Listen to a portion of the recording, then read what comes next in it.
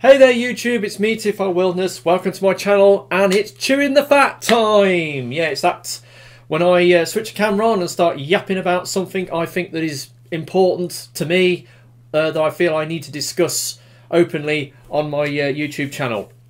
Now, I haven't done many of these chewing the fat videos for a while because, you know, when I did that, the black chewing the fat where I announced the death of my mum on September the 1st, 2020, I haven't done many of them since. I've only done one since then because we had that crazy thing whereby we had the Velocitron Speedia 500 reveals that came out for Cosmos. He's up there, and the pre-orders got sold up, and then Smiths had them on their website, and then I ordered it from Smiths, and then I got it in stock before the Yanks got it. You know, and it was a crazy time, and I felt I'd switch the camera on for that. Anyway.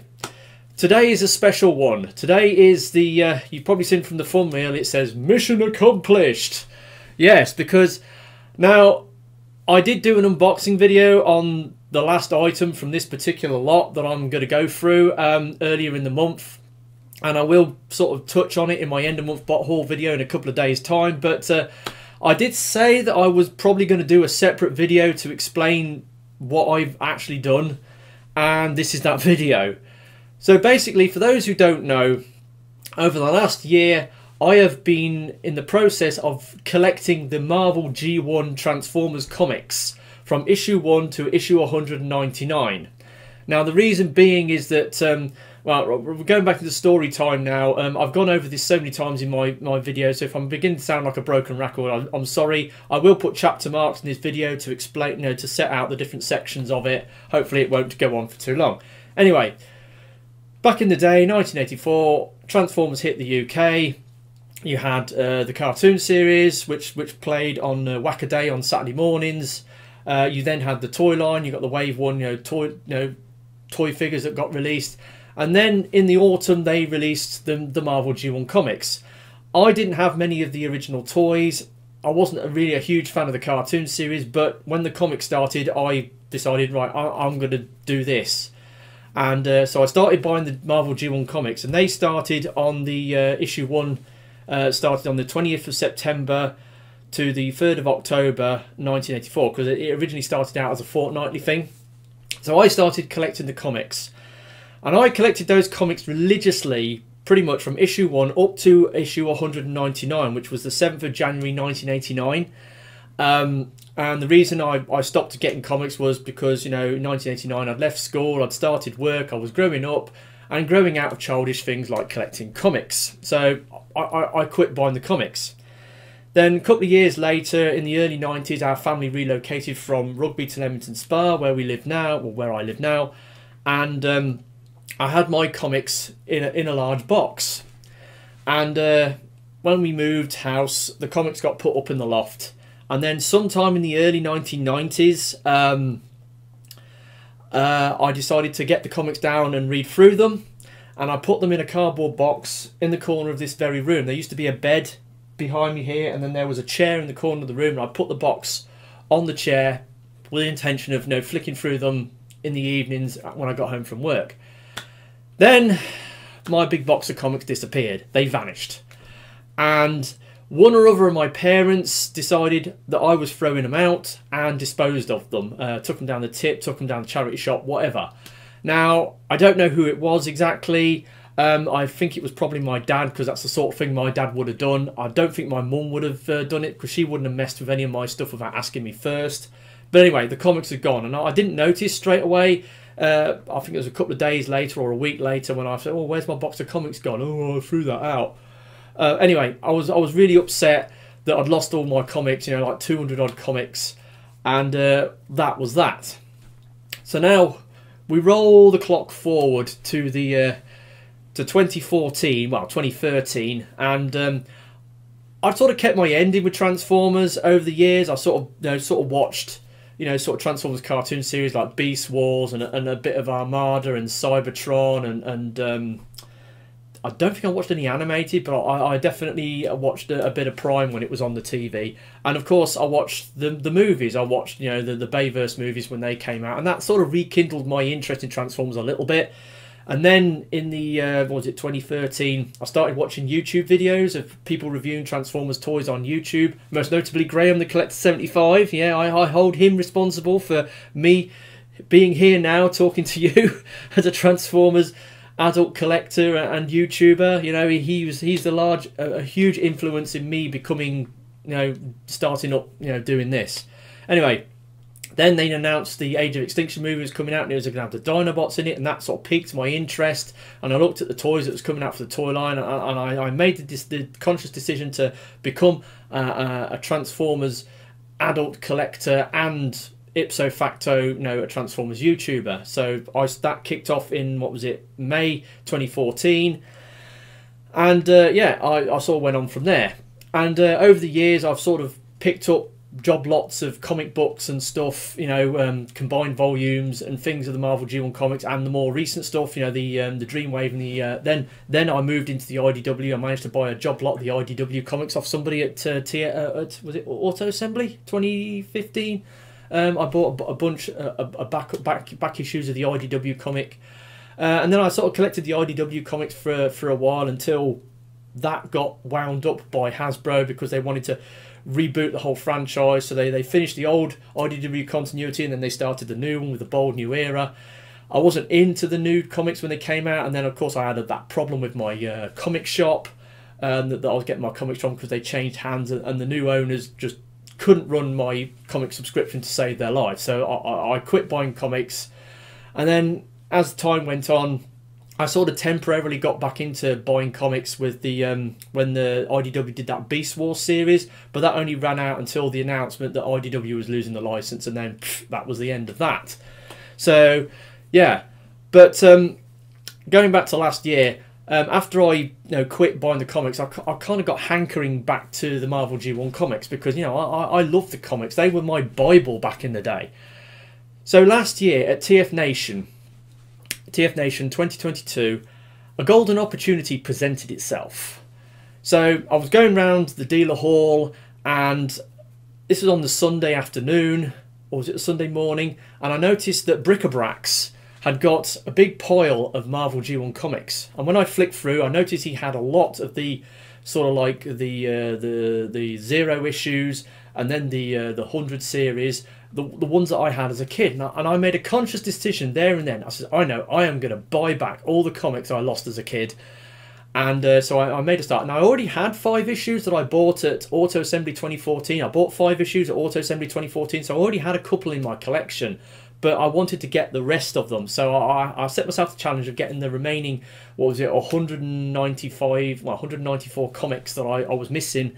And I started at Bric-a-Bracs at TFNation last year. So I bought a lot of like 30 comics, and then I came back in the afternoon and I bought another 16. So I bought 46 comics off Bric-a-Bracs, and this started this process of me setting myself the challenge of buying back these comics. And then after that, it was a case of every month I would go onto eBay, see what comics were available, and I would just buy the comics, as and when I saw them. I set myself a challenge of getting roughly 10 comics a month. Anyway, so that process has been ongoing over the last year. And at the beginning of this month, I completed the challenge.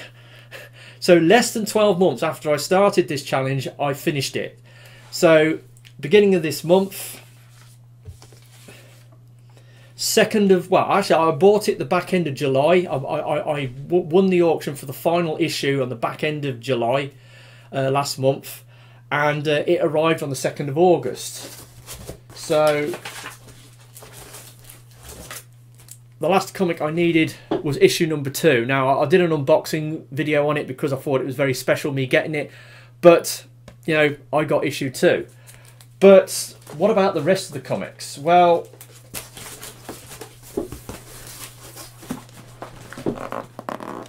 here is a box. Inside this box is the 199 comics that I've been collecting over the last year.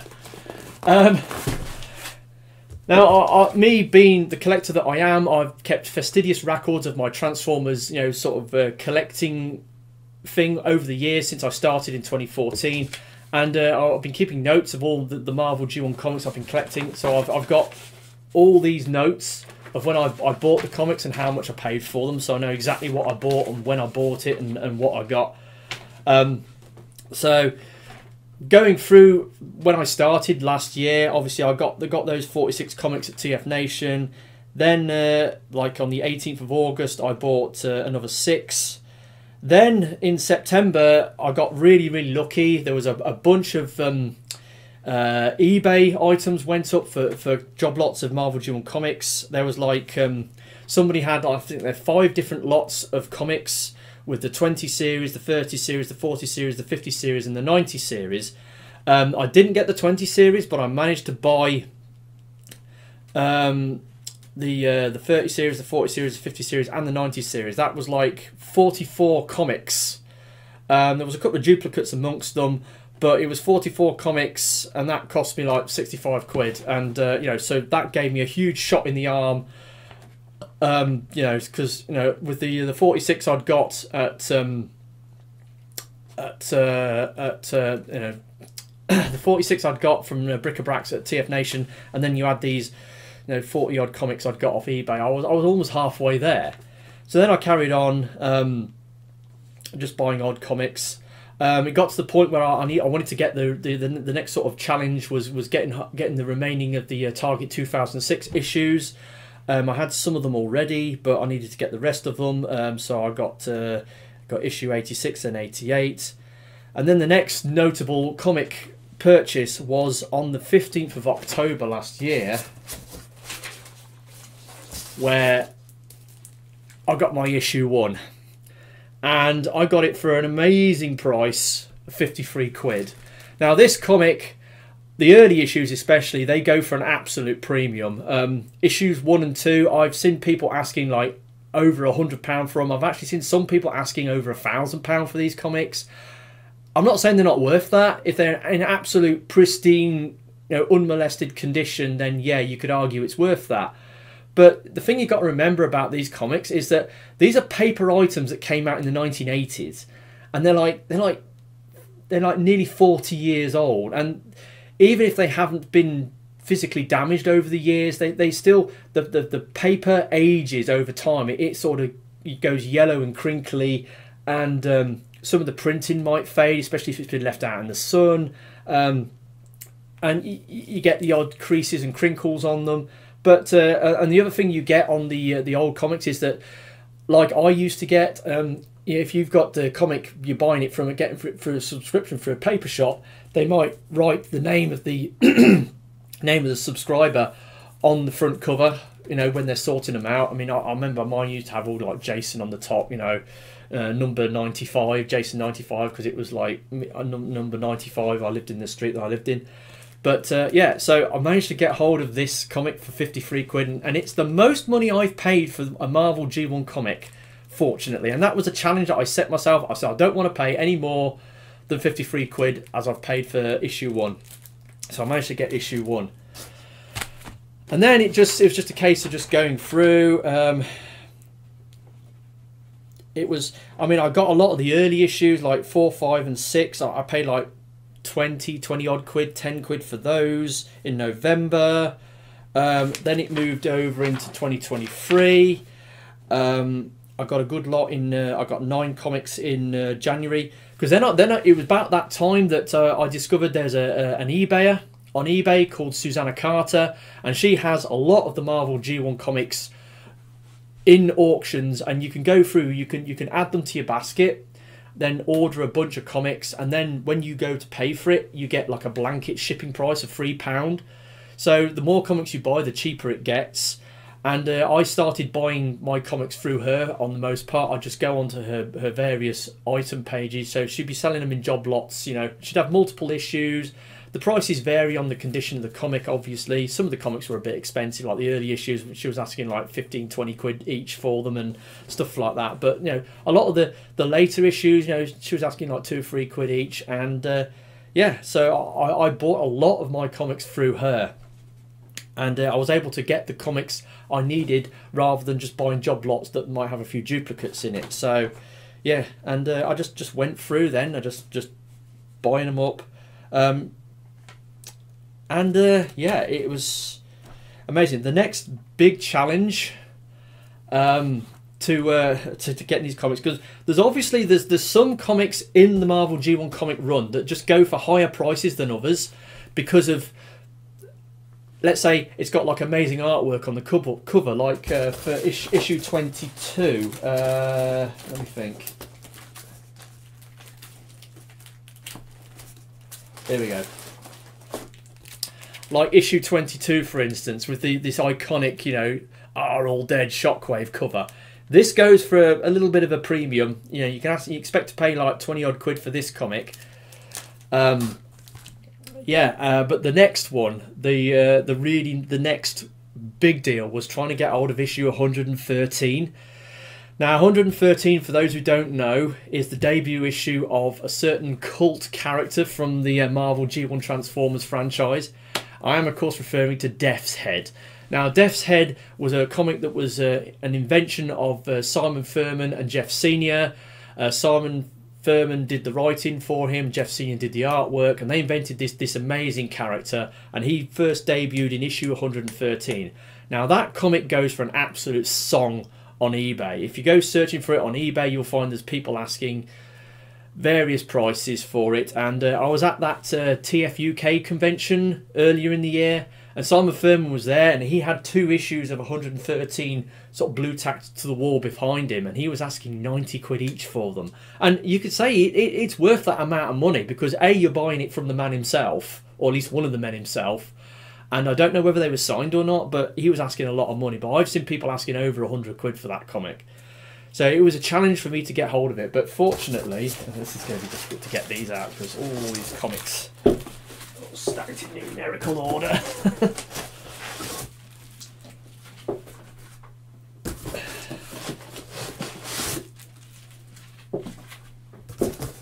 Where are we? Oh, right, we'll just go a bit further. Just give me a moment.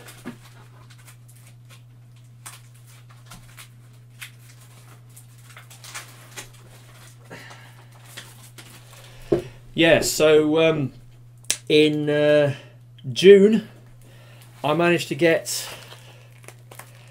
issue 113, the Death's Head debut issue, but I bought it together with issue 114, which was actually a duplicate because I already had this one, and I bought the pair of them for just over 45 quid, which was a really good steal. So if I split the money down the middle and say, you know, like I paid, you know, split that 45 quid down the middle, then I only paid like just over 20 quid for each of these comics, so I managed to get this for just over 20 quid.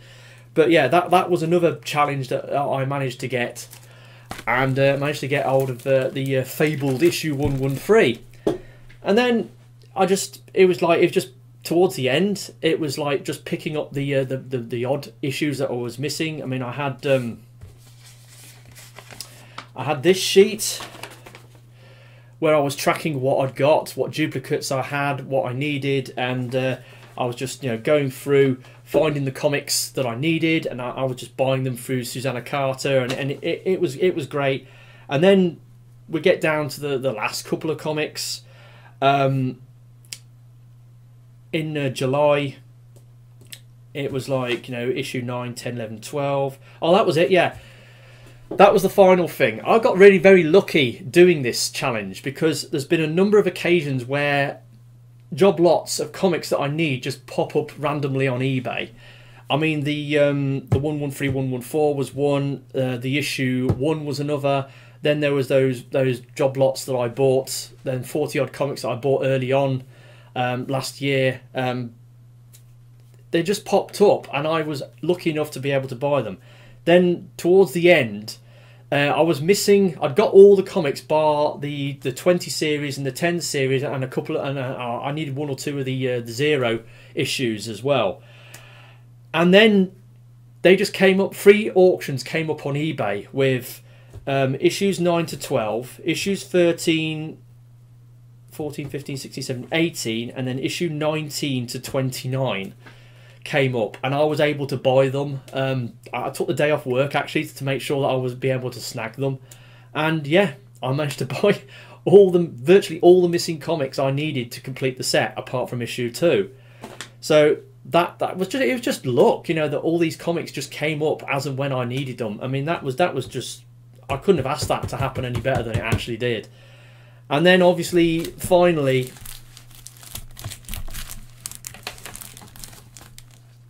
what have I done with it?